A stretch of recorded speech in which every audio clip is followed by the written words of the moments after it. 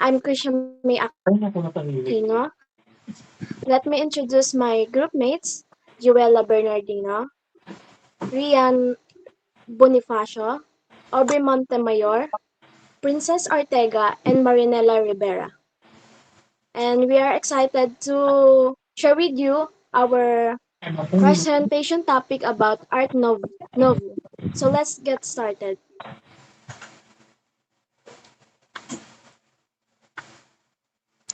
Art Nouveau intro.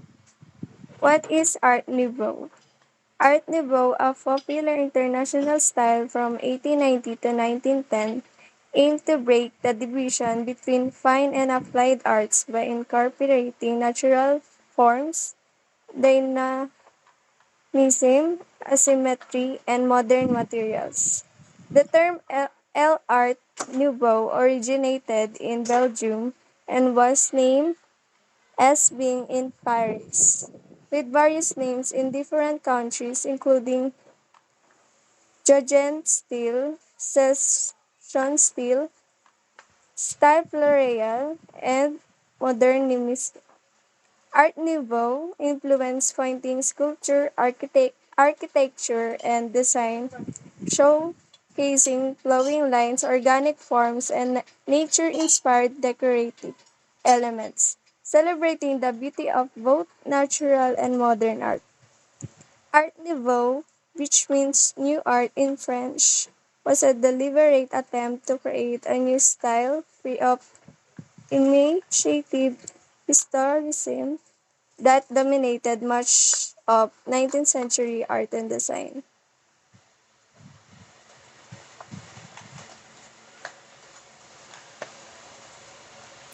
So the Art Nouveau introduction is started from 1890 to 1910. Um, the focus of this Art Nouveau is all about creating dynamism, asym- asymmetry, and modern materials.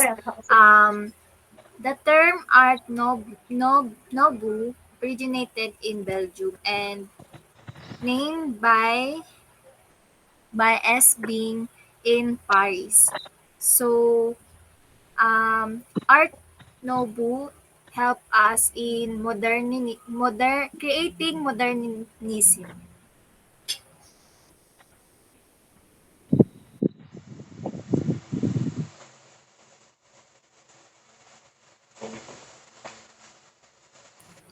Next is all about the example of Art Nouveau.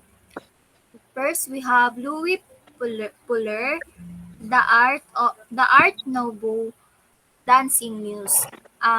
This Miss Louis Puller created big impact in Art of Nouveau, which is um, she achieved the distinction for innovation in theatrical lighting as well as for her invention, the Serpentine dance. This Serpentine dance means skirt dance, which is ito po yung gumagamit ng malaking tela and wini-wave siya like parang kang nag-aano ng ballerina. But in a unique way. Then, um, Louis Puller has a unique style. At her house, he experimented with chemical substance which as magnesium to achieve display of light and color. It's not surprising that among her friends were the scientists Pierre and Marie Curie discovered of radium. With them, she shared scenes which was also attended by a common friend, the astronomer Camille Flammarion. Next is her ghostly her ghostly dance. captivated poets, writers, and painters such as Rodin and Toulouse-Lautrec.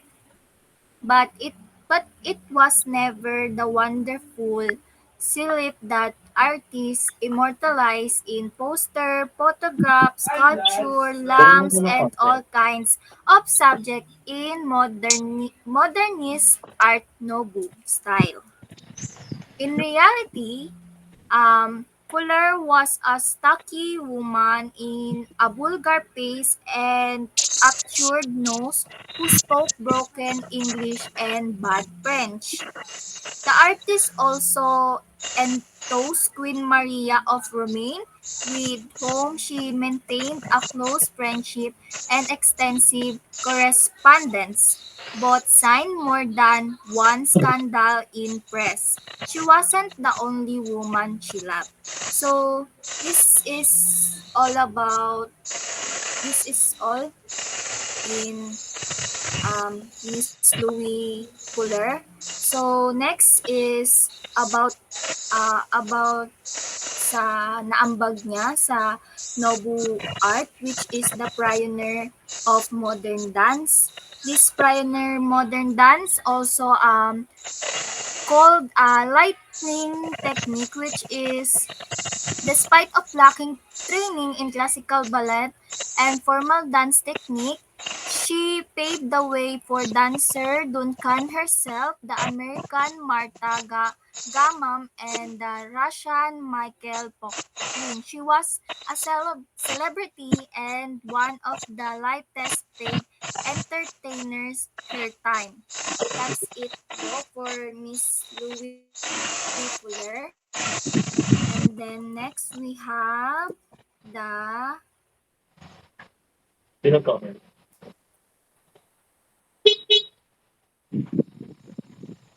the meaning of woman holding in a fruit.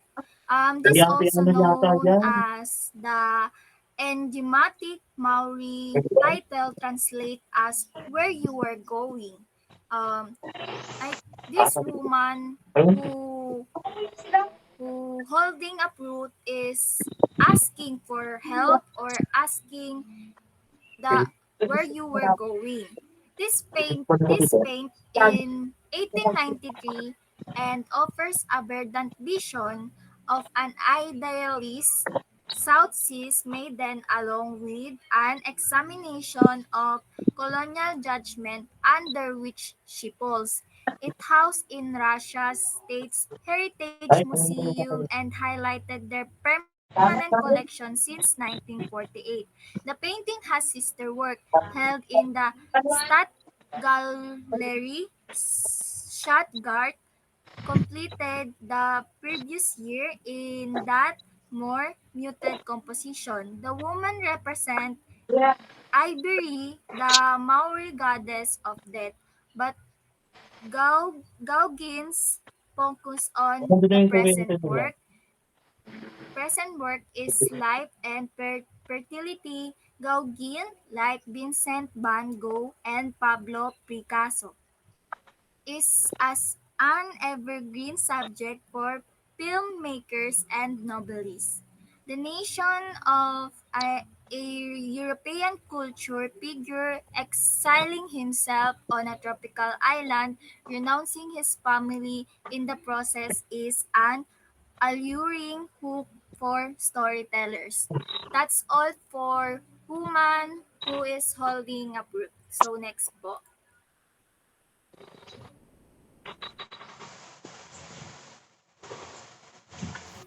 So the his golden face artist is Gustavo Klim. So Gustavo Klim is contribute to Art Nouveau using decorative patterns, flowing lines, and organic forms. His work is like the kiss. So feature a gold leaf and indicator design, reflecting the movements, focus on the beauty and the nature, claims as well this vision of movement and symbolic themes. Also, elegant with art novellas emphasize on elegance and emotion. So, the The Kiss is by Gustavo Klimt painted between 1907 and 1908 is one of the most iconic works of his golden phase. So during that time or this time is Klimt used by Golden Leaf, what I said earlier, is excellently giving his paint a radiant opulent appearance in the kiss. So a man and woman are despite a tender embrace. So you can see it for the painting. So the that's a symbolize of love and intimacy. So either body are covered the richly decorated robes. So you can see for either robes have a rectangular patterns from the man, and the for the woman is a circular floral motifs. So that highly that contains a between masculine and feminine energy. So Cliff use a gold was inspired by Byzantine art, so which is he admired for its intricate and lavish style. So this painting, like many others in his golden face, blends to sensuality with spirituality. So celebrating human connection, the golden creates uh, dreamlike, almost otherworldly, and atmosphere making the figure seems to glow with a inner light. So the kiss is remain a masterpiece, so capturing the essence of romantic love while casing claim unique aesthetic visuals. With that, next one.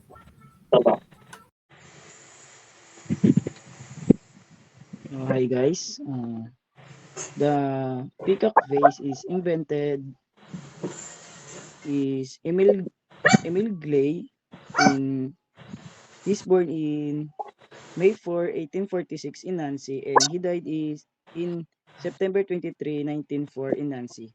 Was a French artist and designer who worked in glass and is considered to be one of the major inventors in the French Art Nouveau movement. He was noted for his design of Art Nouveau glass and Art Nouveau furnitures and was a founder of the École de Nancy or Nancy School, a movement of design in the city of Nancy, France. Thank you. Next, please.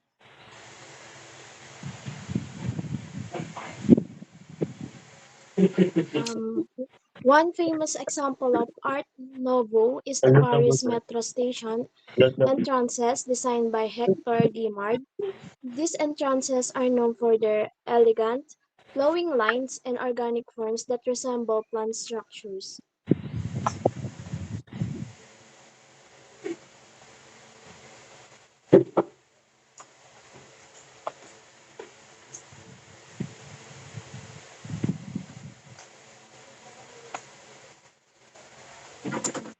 Interior designs of houses. So Art Nouveau is a design style from the late 19th and early 20s, known for its organic flowing lines, intricate details, and neuter inspires.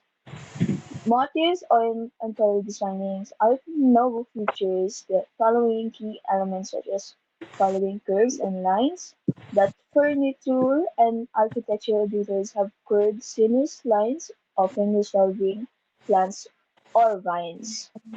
Natural motifs. Common tips including flowers, leaves, insects, and other natural forms which are used in decorative patterns for wallpaper, textiles, and furniture. Stained glass. This is a signature feature in a wooden or window doors or lamps often use vibrant colors and for abstract designs. And fourth is ornamental woodwork. Furniture pieces are often intricately carved with organic shape and wood paneling in a common Art Nouveau homes. 5. A metalwork decorative metal elements like iron railings or a fixtures often feature floral or geometric designs adding elegance to the space. 6. Bold color patterns. Typical colors include soft greens, golds, purples, and brown, reflecting such as natural color and tones, but can also include bold blues and red for contrast.